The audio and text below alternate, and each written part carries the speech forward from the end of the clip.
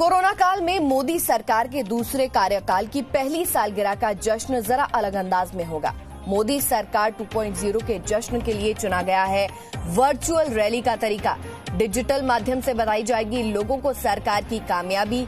ये इस समय की दूसरी बड़ी खबर हम आपको बता रहे हैं। पीएम मोदी बीजेपी कार्यकर्ताओं को संबोधित करेंगे। इस दौरान प्रधानमंत्री द्वारा लिखा एक पत्र 10 करोड़ घरों में बीजेपी कार्यकर्ताओं द्वारा पहुंचाया जाएगा, जिसमें आत्मनिर्भर भारत की जानकारी के साथ कोरोना से बचाव और स्वस्थ रहने की जानकारी होगी। इसके साथ ही विश्व कल्याण में भारत की भूमिका भी एक विषय होगा। इस दौरान बीजेपी देश भर में 750 वर्चुअल रैलियां करने की तैयारी में है। राष्ट्रीय और राज्य स्तर पर बीजेपी के करीब 1000 वर्चुअल सम्मेलनों का आयोजन करने की योजना है। व्हाट्सएप, फेसबुक और ट्विटर के जरिए भी पार्टी उपलब्धियों को देश भर में लेकर जाएगी। तो कोरोना काल में कुछ इस तरह से पीएम मोदी और बीजेपी अपने कार्यकाल 2.0 का ब्यौरा बताएंगे देश भर को। देश भर में लॉकडाउन 4.0 खत्म होने में सिर्फ 5 दिन बचे हैं, लेकिन इससे पहले ही राजस्थान सरकार ने राज्य की जनता को कई तरह की छूट की सौगात दी है। राजस्थान सरकार ने राज्य में पान, गुटखा, तंबाकू की बिक्री शुरू करने का फैसला किया है।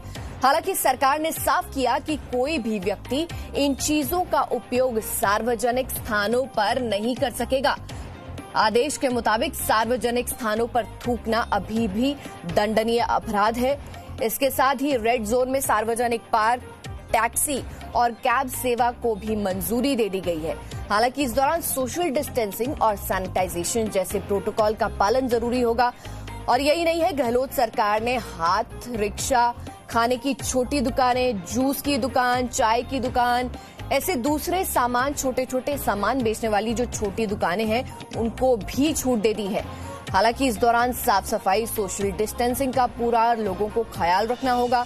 सरकार ने रेड जोन इलाके में सुबह 7 बजे से शाम 7 बजे तक सार्वजनिक पार्कों को खोलने की भी मंजूरी दी है। राजस्थान सरकार ने ये छूट देने का फैसला ऐसे समय में किया है जब सोमवार को राज्य में कोरोना वायरस के 272 नए केस सामने आए हैं। हमारे संवाददाता मनोज माथुर हमारे साथ फोन लाइन पर जुड़ चुके हैं। मनोज, अभी 272 केस नए सामने आए कल, और अब इतनी ज्यादा रियायतें दे दी गई हैं, रेड जोन में भी इतनी ज्यादा रियायतें दे दी गई हैं। आपको लगता है इसका खामियाजा भुगतना पड़ सकता है राज्य सरकार को? देखिए, जहां तक रियायतें देने का सवाल है तो लॉकडाउन 4 के अंदर रियायतें देने की बात पहले से राज्य सरकार करती आई है कि चरणबद्ध तरीके से हम रियायत स्थिति को देखते हुए देते रहेंगे। खास जो रियायत दी गई है वो दो पार्ट में हम देख सकते हैं। पहली रियायत जो है उसका महत्वपूर्ण पहलू है कि गुटखा, तंबाकू, इनकी रोक के ऊपर जो प्रतिबंध था उसको खोल दिया गया है। और दूसरी रियायत आप देखेंगे कि छोटे जो कामगार हैं, जो ऑटो रिक्शा चलाते हैं, जो हाथ ठेला चलाते हैं, जो छोटी दुकानें हैं, उनको खोल दिया गया है। दो पहलू हैं। पहला ये कि बहुत अच्छे से ये पूरा जो डेंसली पॉपुलेटेड एरिया है, जहां पर परकोटा जिसे हम राजस्थान में कहते हैं, वॉल सिटी जिसे कहते हैं, वहां पर बड़ी संख्या में लोग इन्फेक्टेड पाए जा रहे थे। लेकिन जयपुर की बात करूं तो जयपुर में ये एरिया अब थोड़ा सा सेफ नजर आ रहा है। यहाँ पर इन्फेक्टेड लोगों की संख्या जो है वो कम हो रही है। तो सरकार ने नॉर्मलसी लाने के लिए, जिंदगी को वापस पटरी पे लाने के लिए ये रियायत देनी शुरू करी है। ये बात सच है कि राजस्थान में कल 272 इन्फेक्टेड लोगों का पॉजिटिव लोग पाए गए, लेकिन उसके बावजूद भी सरकार ने अपने यहाँ पर जो कड़ाई से नियम पालन करने की कवायद थी उसको तेज किया है, सैनिटाइजेशन करने का प्रोसेस बढ़ाया है, और साथ ही साथ ये खास तौर पर ध्यान रखा गया है कि सोशल डिस्टेंसिंग का पालन पूरी तरीके से हो पाए। कल ईद का त्योहार था, तब भी सरकार और पुलिस के प्रशासनिक और पुलिस के अधिकारियों ने इस बात की ताकीद की कि इस तरह सोशल डिस्टेंसिंग लगातार चलती रहे। देखना ये होगा कि सरकार ने सामान्य जनजीवन को सुचारू रूप से चलाने के लिए जो रियायत दी है उनमें सैनिटाइजेशन और सोशल डिस्टेंसिंग का अगर पालन सही होता है तो बहुत संभव है, ये आशा की जा रही है कि सरकार के ये कदम सामान्य जनजीवन को वापस पटरी पर लाने के लिए कारगर साबित होंगे। लेकिन जिस तरीके से टेक अवे रेस्टोरेंट में शुरू किया था और कैब्स और दूसरे पब्लिक ट्रांसपोर्ट को शुरू करने की कवायद है, तो वहां पर एक बड़ी चुनौती है, क्योंकि ये काफी टाइम से कर्फ्यूग्रस्त एरिया था और पब्लिक को जब रियायत मिली है तो पब्लिक बड़ी संख्या में बाहर आएगी। सरकार को ये देखना होगा कि किस प्रकार इन चीजों को हैंडल किया जा सके। जी मनोज, जिस तरह से रियायतें दी गई हैं, सोशल डिस्टेंसिंग का पालन करवाने के लिए सरकार क्या करेगी क्या नहीं करेगी, अपने आप में एक बड़ी चुनौती होगी, क्योंकि लोग जैसे आपने कहा अब बाहर आएंगे, पार्क खोल दिए गए हैं, टैक्सी को मंजूरी दे दी गई है, रिक्शास को मंजूरी दे दी गई है। तो इन तमाम चीजों को देखते हुए सोशल डिस्टेंसिंग एक बहुत बड़ी चुनौती रहेगी। मनोज, आपका बहुत बहुत शुक्रिया इस तमाम जानकारी के लिए। और राजस्थान की बड़ी खबर हमने आपको बताई, लॉकडाउन 4.0 में बड़ी रियायतें दी गई हैं। और अब दिल्ली की बात करें तो कोरोना काल में आज से फिर से दिल्ली गाजियाबाद बॉर्डर को सील कर दिया गया है। गाजियाबाद में बढ़ते कोरोना वायरस के संक्रमण को देखते हुए जिला प्रशासन ने ये बड़ा फैसला लिया है। सिर्फ पास वालों को ही जिले में प्रवेश की अनुमति होगी। माल ढुलाई, बैंकिंग सेवाओं और आवश्यक वस्तुएं लाने ले जाने वाली गाड़ियों को पास लेकर चलना जरूरी होगा।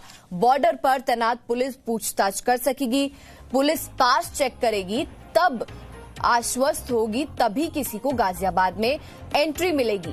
हालांकि doctor, paramedical staff, police, bank कर्मियों को इस पास की बिल्कुल जरूरत नहीं है। वो लोग अपनी आईडी ही दिखाएंगे तो वो काफी होगा। एम्बुलेंस की अगर बात करें तो बिना किसी रोक टोक के आ जा सकेगी। भारत सरकार में काम करने वाले उप सचिव और उसके ऊपर के अधिकारियों को भी सिर्फ अपने परिचय पत्र के आधार पर ही, यानी कि आईडी कार्ड के आधार पर ही आने जाने की अनुमति होगी।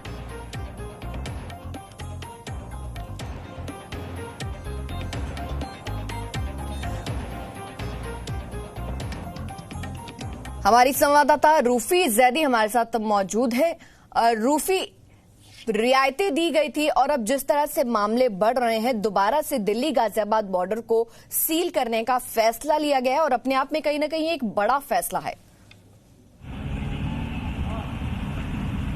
जी बिल्कुल सही कह रही हैं आप, एक बड़ा फैसला, क्योंकि दिल्ली और गाजियाबाद का जो बॉर्डर है उसे अब पूरी तरह से सील कर दिया गया है। और यहाँ पर आपको तस्वीर नजर आ रही होगी कि पुलिस कर्मी जो हैं वो एक एक गाड़ी को रोक रहे हैं और उसके पास है, परमिशन है या नहीं, इस बात की जांच की जा रही है। कुछ जो लोग हैं, चाहे वो मेडिकल, पैरामेडिकल स्टाफ के लोग हों, मेडिकल स्टाफ के लोग हों, असेंशियल सर्विसेज से जुड़े हुए लोग हों, उनको पास की जरूरत नहीं है। वो यहाँ पर अपना आईडी कार्ड दिखा रहे हैं और आईडी कार्ड दिखाने के बाद उनको जाने की इजाजत दी जा रही है।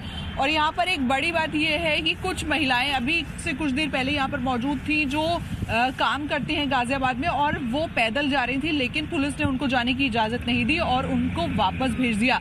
आप देखेंगे तस्वीरों में कि किसी एक गाड़ी को भी बिना चेक किए जाने की इजाजत नहीं दी जा रही है। सभी गाड़ियों को चेक किया जा रहा है और इसकी वजह से एक जो लंबी कतार है वो बॉर्डर पर इस वक्त लग गई है। जहां तक नजर जा रही है मेरी, वहां तक मुझे सिर्फ और सिर्फ गाड़ियां ही नजर आ रही हैं। और यहाँ पर जो बॉर्डर है उसे पूरी तरह से सील कर दिया गया है। यहाँ पर यह भी जानना जरूरी है कि जो नोएडा और दिल्ली का बॉर्डर है वो पहले से ही सील है, वहां पर आपको इजाजत नहीं थी अगर आपके पास नहीं है तो एंटर करने की। अब दिल्ली से गाजियाबाद या गाजियाबाद से दिल्ली, उस एंट्री पर भी बैन लग गया है और बिना पास के यहाँ से इस बॉर्डर को आप क्रॉस नहीं कर सकते हैं, क्योंकि पिछले कुछ दिनों में गाजियाबाद में लगातार कोरोना वायरस के जो मामले हैं वो बढ़े हैं और उसी के बाद ये फैसला किया गया है कि जो बॉर्डर है उसे सील कर दिया जाएगा। रूफी, दिल्ली गाजियाबाद बॉर्डर से ये तस्वीरें दिखाने के लिए और ये जानकारी देने के लिए आपका बहुत बहुत शुक्रिया। तो दिल्ली गाजियाबाद बॉर्डर की हमने आपको तस्वीर दिखाई, खबर बताई कि दिल्ली गाजियाबाद बॉर्डर को सील कर दिया गया है और बिना पास के, बिना स्पेशल पास के अब वहां एंट्री नहीं होगी। अगली खबर आपको बताते हैं निजामुद्दीन मरकज से जो जुड़ी हुई है। निजामुद्दीन मरकज से जुड़े विदेशी जमातियों पर दिल्ली पुलिस का शिकंजा कस गया है। दिल्ली पुलिस की क्राइम ब्रांच 916 विदेशी जमातियों के खिलाफ जल्द चार्जशीट दाखिल करेगी। इन सभी पर वीजा नियमों के उल्लंघन का आरोप है। टूरिस्ट वीजा पर आई ये जमाती धार्मिक गतिविधियों में शामिल हुए थे। पुलिस ने इनसे अपनी पूछताछ पूरी कर ली है। कई जमातियों ने कबूल किया है कि मौलाना साद के कहने पर वो 20 मार्च के बाद मरकज में रुके थे। इसके अलावा मौलाना साद के 5 करीबियों पर भी क्राइम ब्रांच ने बड़ी कार्रवाई की है। सभी के आरोपियों के जो 5 आरोपी हैं उनके पासपोर्ट जब्त कर लिए गए हैं ताकि ये विदेश बिल्कुल ना भाग सके।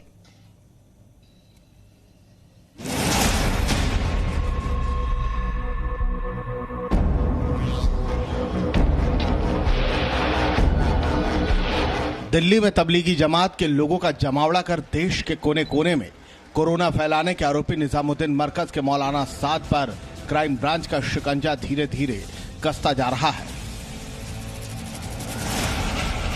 कोरोना को लेकर बरती गई बड़ी लापरवाही के आरोप में मौलाना साद के खिलाफ दर्ज मामले की जांच में क्राइम ब्रांच एक कदम और आगे बढ़ी है। क्राइम ब्रांच ने मरकज प्रबंधन से जुड़े और साद के करीबी 5 नामजद आरोपियों के खिलाफ कार्रवाई की है। क्राइम ब्रांच की टीम ने मौलाना साद के इन 5 करीबियों के पासपोर्ट जब्त कर लिए हैं। इन 5 पर पहले से ही FIR दर्ज है। मौलाना के बेहद करीबी बताए जा रहे इन 5 आरोपियों में मुफ्ती शहजाद, जीशान, मुरसलीन सैफी, मोहम्मद सलमान और यूनुस के नाम शामिल हैं। ये 5 मौलाना साद के करीबी नेटवर्क में होने के चलते मरकज की महत्वपूर्ण यूनिट की कमान संभालते थे। बताया जाता है कि इन्हीं आरोपियों की जानकारी में मौलाना साद मरकज से जुड़े सभी बड़े फैसले लेता था। मरकज से जुड़े हर फैसले में इनकी रजामंदी बेहद जरूरी होती थी। जांच टीम की इस कार्रवाई के बाद अब जब तक मामले की जांच चल रही है तब तक इनमें से कोई भी आरोपी देश छोड़कर नहीं जा सकता है। क्राइम ब्रांच ने न सिर्फ मौलाना साद के 5 करीबी लोगों पर शिकंजा कसा है बल्कि मरकज से जुड़े विदेशी जमातियों पर भी बड़ी कार्रवाई की है।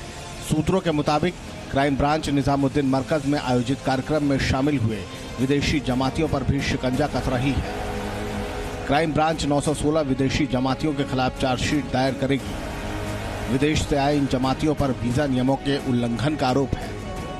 टूरिस्ट वीजा पर आए इन सभी लोगों पर भारत में धार्मिक गतिविधियों में शामिल होने का आरोप है। इन सभी के पासपोर्ट और दूसरे दस्तावेज जब्त कर लिए गए हैं। 67 देशों से ये विदेशी जमाती दिल्ली के निजामुद्दीन मरकज आए थे। दिल्ली पुलिस ने इन सभी विदेशी जमातियों से पूछताछ पूरी कर ली है। इनमें से कई लोगों ने बताया कि वो मौलाना साद के कहने पर ही लॉकडाउन के बावजूद 20 मार्च के बाद भी मरकज में रुके हुए थे। इन सभी विदेशी जमातियों की क्वारंटीन अवधि खत्म हो गई है और फिलहाल सभी को अलग अलग रखा गया है।